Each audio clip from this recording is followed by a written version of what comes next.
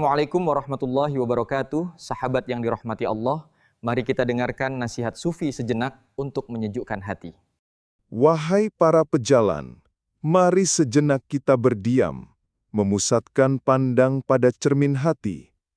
Tasawuf sejatinya bukanlah sekadar ilmu di atas kertas, melainkan sebuah perjalanan batin, sebuah laku jiwa yang menuntun kita kembali kepada Sang Pencipta. Ia adalah jalan untuk membersihkan kolbu, memahat akhlak, dan menyadari bahwa di balik hiruk-pikuk dunia ada cinta yang abadi.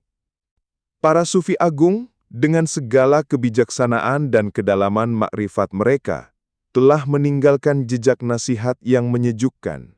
Nasihat-nasihat ini tak ubahnya pelita yang menerangi jalan bagi mereka yang mencari hakikat. Mereka tidak mengajak kita untuk meninggalkan dunia sepenuhnya, melainkan untuk mengubah cara kita memandang dan berinteraksi dengannya. Mereka mengajarkan kita untuk menjadi di dunia, tetapi tidak dimiliki dunia.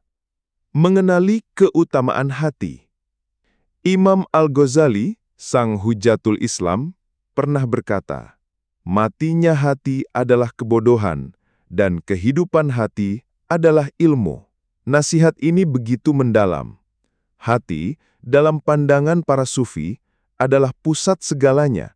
Ia bukan sekadar organ yang memompa darah, melainkan cerminan dari jiwa. Kebodohan yang dimaksud Al-Ghazali bukanlah ketiadaan pengetahuan umum, melainkan ketiadaan pengetahuan tentang diri sendiri dan Sang Pencipta. Ketika hati mati, ia tertutup dari cahaya ilahi, sehingga kita tersesat dalam kegelapan nafsu dan fata morgana dunia. Maka, jalan pertama tasawuf adalah menghidupkan hati. Bagaimana caranya? Dengan ilmu, bukan ilmu yang hanya memenuhi akal, melainkan ilmu yang menembus hingga ke relung jiwa. Ilmu tentang keikhlasan, ilmu tentang makrifat, ilmu tentang cara membersihkan diri dari segala noda. Para sufi meyakini, ketika hati telah bersih, ia akan menjadi cermin yang memantulkan keindahan ilahi. Jalaluddin Rumi, penyair sufi yang kata-katanya mengalirkan cinta, juga menegaskan peran hati. Hanya dari hati, kamu bisa menyentuh langit, katanya. Langit di sini bukanlah langit yang kasat mata, melainkan langit makrifat, kedekatan dengan Tuhan. Akal, secerdas apapun, hanya bisa sampai pada gerbangnya. Tetapi hati, jika telah terisi oleh cinta dan kerinduan, akan mampu terbang melewati gerbang itu. Rumi mengajak kita untuk memoles hati kita, membersihkannya dari debu dunia, sehingga ia bisa melihat hal-hal yang tak terlihat oleh mata biasa.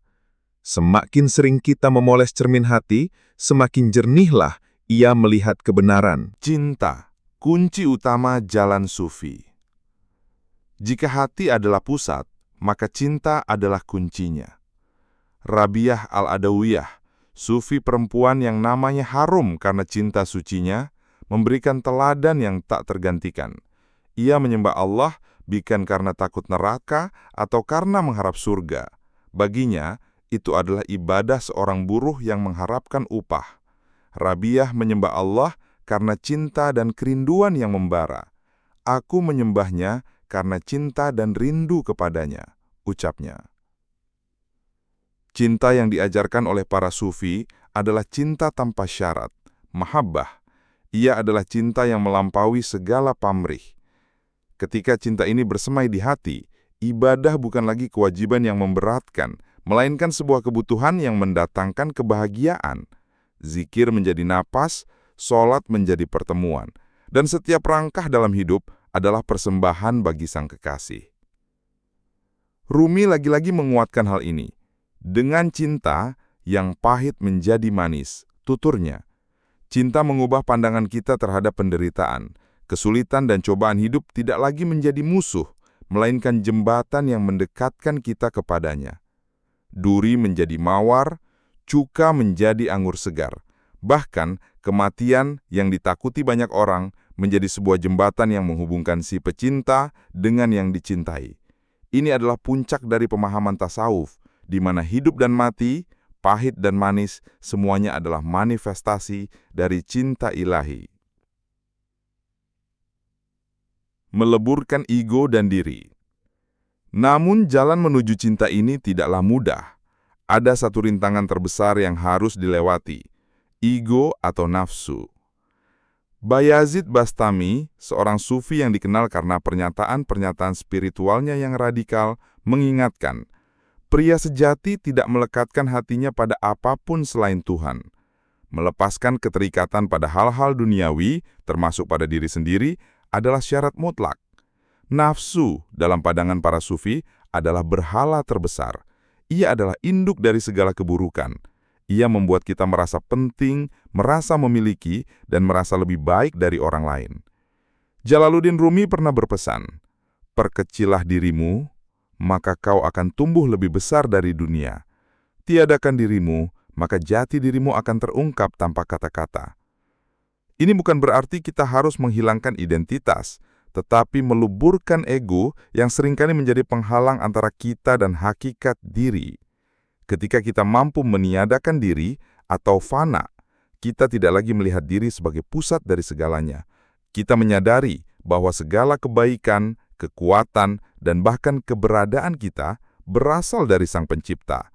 Fana adalah sebuah proses pembersihan diri yang radikal, di mana segala klaim tentang diri dan kepemilikan luruh, menyisakan kerendahan hati yang murni dan pengakuan total akan kebesarannya.